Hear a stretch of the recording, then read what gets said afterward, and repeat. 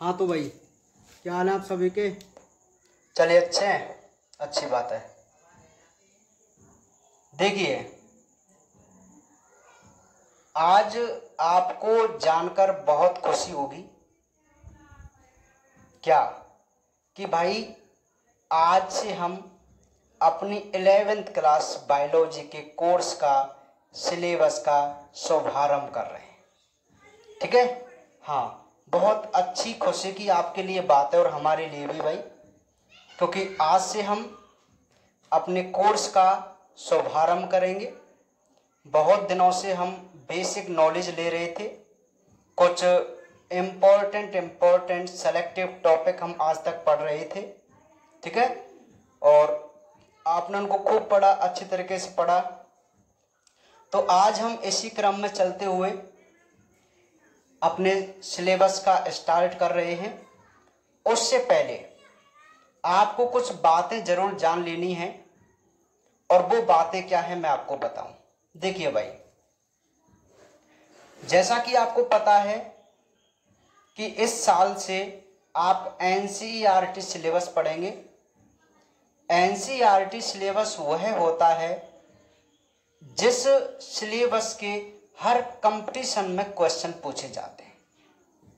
मतलब जितने भी कंपटीशन होते हैं, अपने नीट है या जो भी है, उन कंपटीशन में केवल एनसीईआरटी बुक से ही क्वेश्चन पूछे जाते हैं, डिटो क्वेश्चन पूछे जाते हैं। ठीक है, तो आप बहुत सौभाग्यशाली है कि आपको एनसीईआरटी कोर्स पढ़ने को मिल रहा है ना भाई।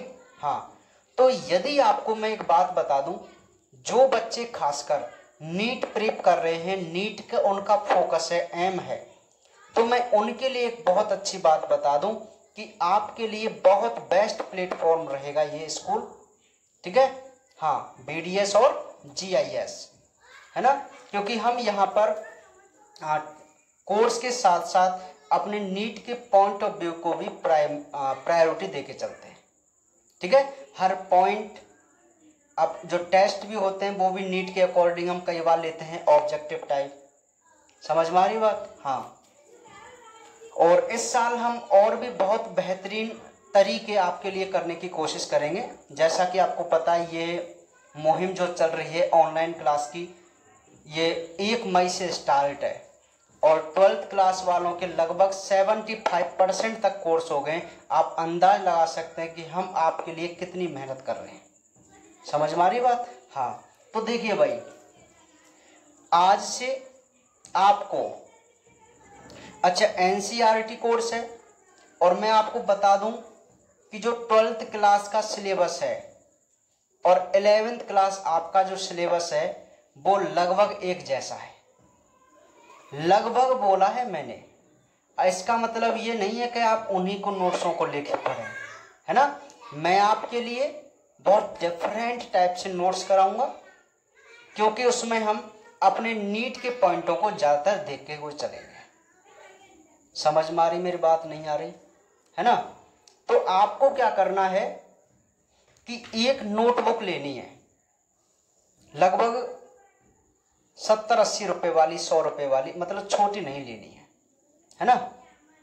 उस एक बुक में, एक नोटबुक में ही आपकी पूरी बायोलॉजी के नोट्स आ जाएंगे, क्योंकि बहुत ही सिंपल सी इंटरेस्टिंग बायोलॉजी है आपके 11th और 12th में। और देखो, 11th में तो हमारे 22 चैप्टर हैं जो कि वेरी वेरी इंटरेस्टिंग है, लेकिन 12th में हमारे मात्र 16 चैप्टर हैं, वो भी बहुत छोटे। मतलब यदि हम चाहें तो हम अपने सिलेबस को मात्र 2 या 2.5 महीने में कंप्लीट कर लेंगे, हंसते हंसते। बिल्कुल भी बोरिंग नहीं है, और बड़े बड़े इंटरेस्टिंग टॉपिक हैं 12th क्लास में भी। ठीक है, छोटे छोटे से पार्ट हैं, 16 चैप्टर हैं, मात्र 2-2.5 महीने का कोर्स है, आराम से हंसते हंसते कर लेंगे उसको, है ना। रिवाइज भी करेंगे, जिससे आपका बहुत बेहतर रिजल्ट आएगा। समझ में आ रही बात? अब तक तो बहुत बर्डन था, 45 चैप्टर 11th में और 42 चैप्टर 12th में। बच्चे चैप्टरों के नाम से ही घबरा जाते, सर बायोलॉजी नहीं लेनी, बहुत, ये तो बहुत लेंदी है। समझ में आ रही मेरी बात? हाँ, तो भाई अब आपका जो सिलेबस है वो और सब्जेक्ट की तुलना में बहुत ही कम है और बहुत इंटरेस्टिंग है। ठीक है। हाँ, क्योंकि हम पूरी बायोलॉजी को तो इंटरेस्टिंग तरीके से ही पढ़ेंगे, क्योंकि अभी तक तो हम बेसिक ले रहे थे, और यहाँ देखो ऑनलाइन में थोड़ी मजाक, हंसी मजाक तो क्वेश्चन वगैरह नहीं हो पाते, लेकिन जैसे ही जब हम क्लास में मिलेंगे तो बड़े इंटरटेनमेंट तरीके से हम अपने पूरी क्लास को लिया करेंगे, है ना। समझ में आ गई बात। हाँ, देखिए तो तैयार हो आप। इसके लिए आपको क्या करना है मैं बताऊं कि एक अच्छी नोटबुक आपको लेनी है और डबल कलर का पेन, ब्लू और ग्रीन, है ना। ग्रीन बहुत अच्छा लगता है, रेड ब्लैक मत लेना आप, ग्रीन लेना। तो ब्लू और ग्रीन, ग्रीन से आप हेडिंग लगाएंगे, ब्लू से आप नोट करेंगे, ठीक है। आपके जो नोट्स हैं वो बहुत ही सुंदर होने चाहिए, अच्छे होने चाहिए। तो मैं बोर्ड पर मैं थ्योरी लिखाऊंगा, समझ में आ रही बात। तो उस थ्योरी का आप स्क्रीनशॉट लेके या आप वीडियो देखते देखते हुए जैसे मैं नोट कराता जाऊं, जैसे भाई जब मैं लिखाऊंगा तो आप लिखते हुए चला करें, ठीक है। समझ में आ गई बात। और जब मैं समझाऊं तब आप समझना, और यदि आप पीछे भी रह जाते तो कोई दिक्कत नहीं है, आप कभी भी वीडियो को देख सकते हैं और उसमें स्क्रीनशॉट ले सकते हैं, ठीक है। तो भाई आज से अपने को याद रखना है कि अब हम 11th क्लास में हो चुके हैं और हमारी आज से स्कूल ओपन हो गए हैं, ये आपको मान के चलना है, ठीक है। और अपने जितने भी संघ के साथी हैं, चाहे वो कहीं से भी हों, आप उनसे बोलो कि भाई हमारे यहाँ अब 11th का कोर्स स्टार्ट है, आप ज्वाइन कीजिए और रेगुलर क्लास लीजिए। समझ में आ रही बात। हाँ, ठीक है। तो चलें स्टार्ट करें आज, है ना। चलिए, ठीक है भाई। देखिए तो चलिए, अब मैं आपको थोड़ा सा अपने सिलेबस से वाकिफ करा दूं। देखिए 11th क्लास में टोटल जो चैप्टर हैं वो हैं 22। कितने चैप्टर हैं? 22 चैप्टर हैं, और ये मात्र 4 महीने का सिलेबस है, यदि हम इसको ढंग से अच्छी तरीक़ा से भी पढ़ के चलें। और मैं आपको एक बात और बता देना चाहता हूं कि आज हम अपने इस चैप्टर का आरंभ ही करेंगे, ठीक है। क्योंकि भाई अभी आपने कुछ बच्चों ने नोटबुक नहीं ली होगी, क्योंकि मैं आपको कल बताना भूल गया था, ठीक है। हाँ, तो आज मैं आपको बता रहा हूं, आज आप अपनी नोटबुक ले आना, जरूर ले आना, और कल से आप नोट करना। आज हम छोटी सी बात करेंगे अपने सिलेबस के बारे में, ठीक है। स्टार्ट भी करेंगे, तो ध्यान से आप समझो। पूरी बायोलॉजी में 11th क्लास में ये 1 से 22 तक चैप्टर है, ठीक है। अब ये जो, ध्यान से आप मेरी बात को समझो, ये 1 से 15 जो चैप्टर हैं ये मोस्टली बॉटनी के चैप्टर हैं, वनस्पति विज्ञान के, ठीक है, पेड़ पौधों के बारे में। और इन पेड़ पौधों के बारे में मोस्टली जो हमारे टॉपिक हैं, इन्हीं में हम अपनी कोशिका और कोशिका विभाजन के बारे में बात करेंगे। ध्यान से समझना, 15 में से 3 जो चैप्टर हैं वो हमारी स्पेशल सेल के बारे में, कोशिका के बारे में। मैं आपको बता देना चाहता हूं एक बात, जिस बच्चे को नीट फाइट करना है, जिस बच्चे को नीट फाइट करना है ना, तो मैं गारंटी के साथ कह रहा हूं, जिस बच्चे की 11th क्लास टॉप होगी उसे कोई नहीं रोक सकता नीट फाइट करने के लिए। जिन्होंने नीट फाइट किया है आप उनसे पूछना कि एनसीईआरटी 11th क्लास की क्या भूमिका है नीट फाइट करने में बायोलॉजी में। मतलब और सभी सब्जेक्ट में वही है, मैं तो बायोलॉजी की बात कर रहा हूं। आप उनसे पूछना, जो भी आपकी कोई भाई बहन जो भी है अड़ोसी पड़ोसी कर रहा है, तो उससे आप पूछना कि यदि आप एनसीईआरटी 11th क्लास बायोलॉजी की क्या भूमिका है नीट प्रिपरेशन में, वो आपको बताएंगे, ठीक है।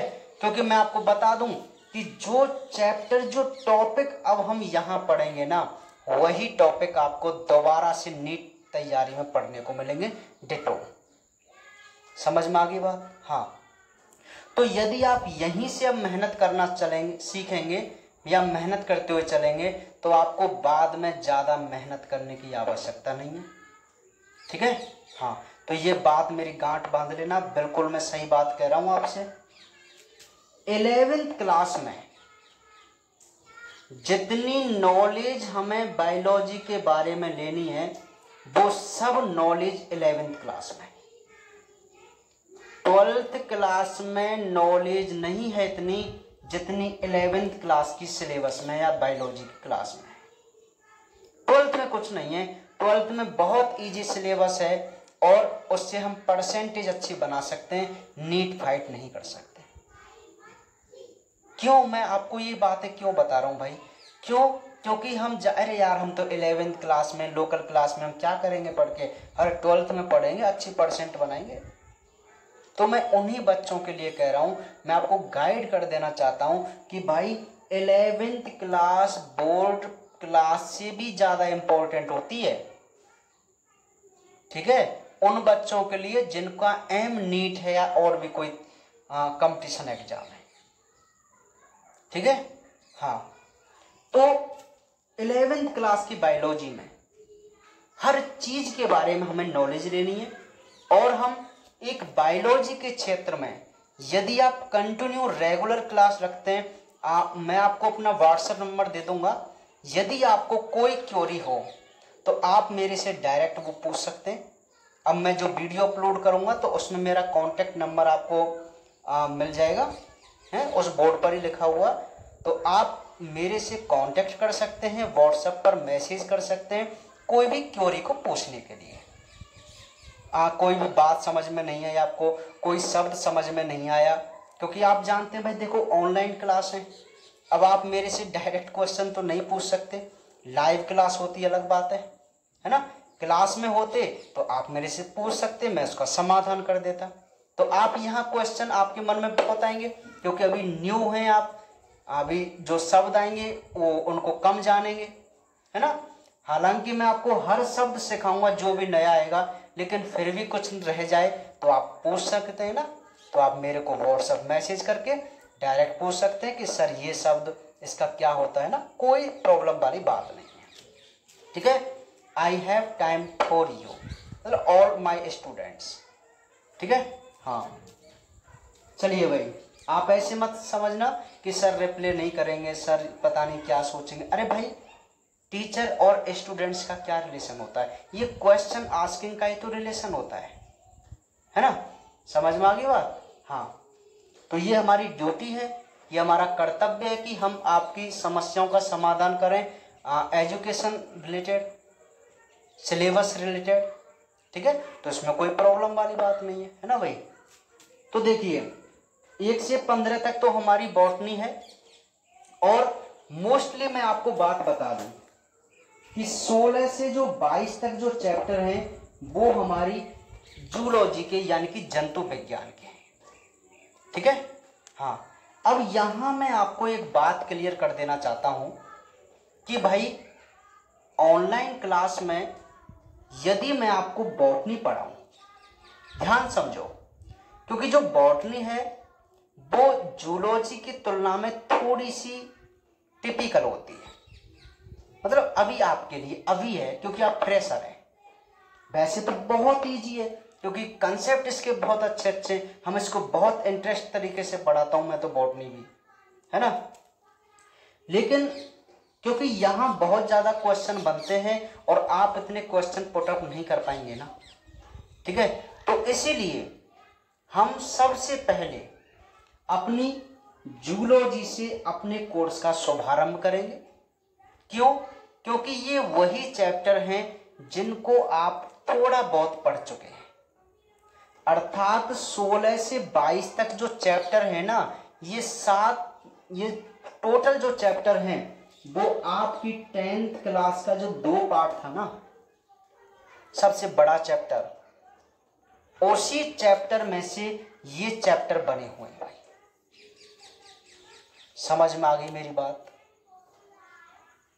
ठीक है, ये सभी चैप्टर जो हैं वो आपके 2 पार्ट से बने हुए हैं। मतलब जैसे पाचन तंत्र है तो वहां एक टॉपिक था, यहाँ पूरा एक चैप्टर। श्वसन, श्वसन, रक्त वाला, तंत्रिका वाला, जनन वाला। समझ में आ गई मेरी बात?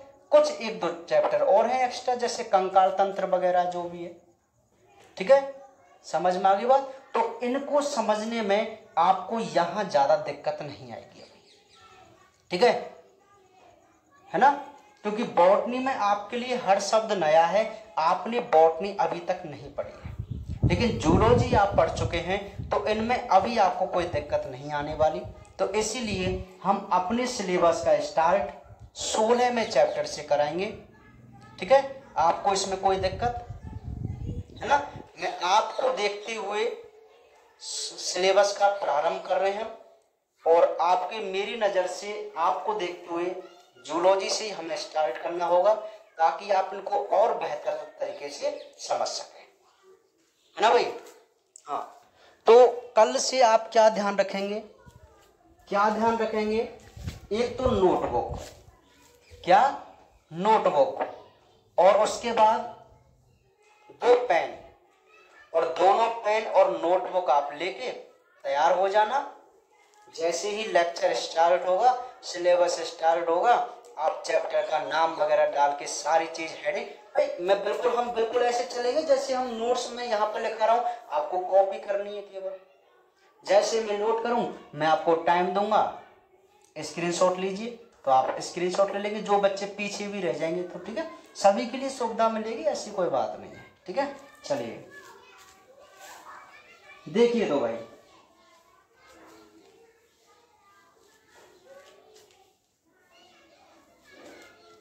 हम सबसे पहले चैप्टर 16 से स्टार्ट करेंगे, जिसका नाम है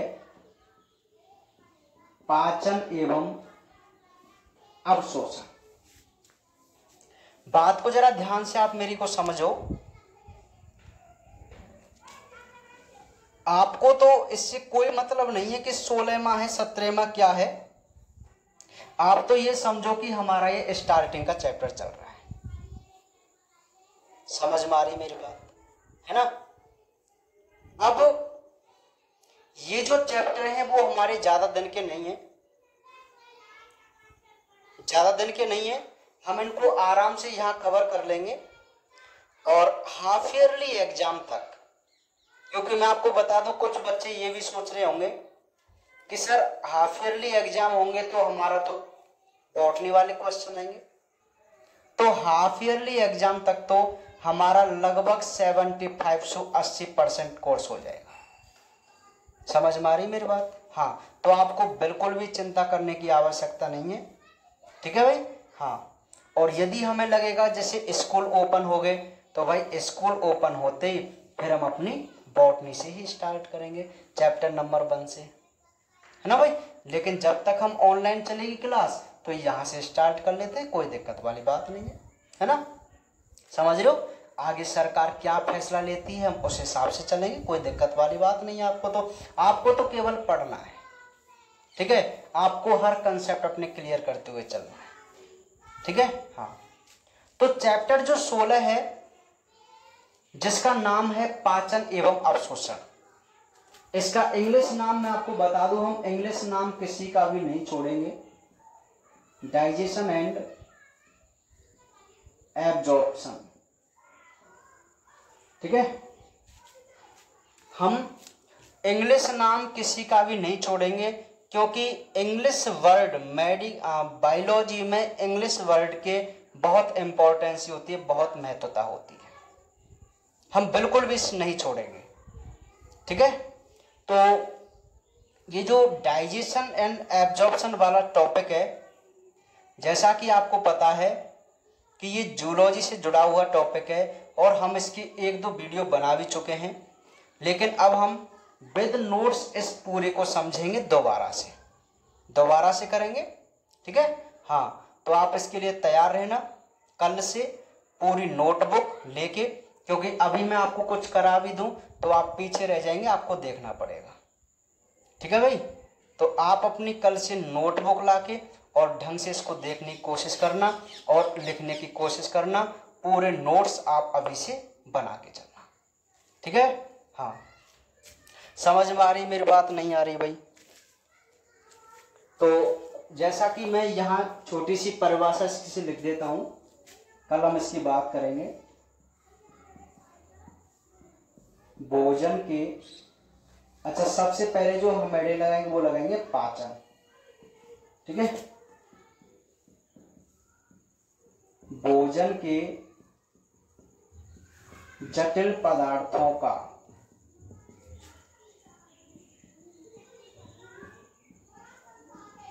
पाचक एंजाइम की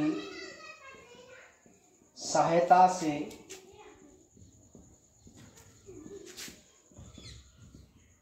सरल पदार्थों में बदल देना को पाचन कहलाता है। ठीक है, तो देखिए सबसे पहली बात है कि भाई डाइजेशन, आखिर पाचन क्या होता है। अब जैसे मैं आपको बता दूं कि मैंने जैसे ही ये चैप्टर का नाम लिखा और यहाँ पे मैंने हेडिंग लगाई पाचन, तो आप क्या करेंगे, साथ साथ जैसे जैसे मैं लिखता जाऊंगा आप पाचन लिख देंगे और फिर हम उसकी थ्योरी जैसे मैं लिखता जाऊंगा, बोलता भी हूं ना, तो आप उसको नोट करते हुए चलना। ठीक है, समझ में आ रही बात? और हम धीरे धीरे अब इसकी थ्योरी लिखा करेंगे, क्योंकि जब हम समझाते थोड़ी फास्ट लिखाते थे, लेकिन अब हम आराम से लिखाएंगे। ठीक है, तो कल से आप तैयार रहना अपनी नोटबुक वगैरह लेके। ठीक है, तो अब हम कल से अपने कोर्स का इसका स्टार्टिंग करेंगे भाई, बाकी बात अब करेंगे कल। तो आप नोटबुक लेके इसको नोट भी कर लेना। ठीक है भाई, ओके।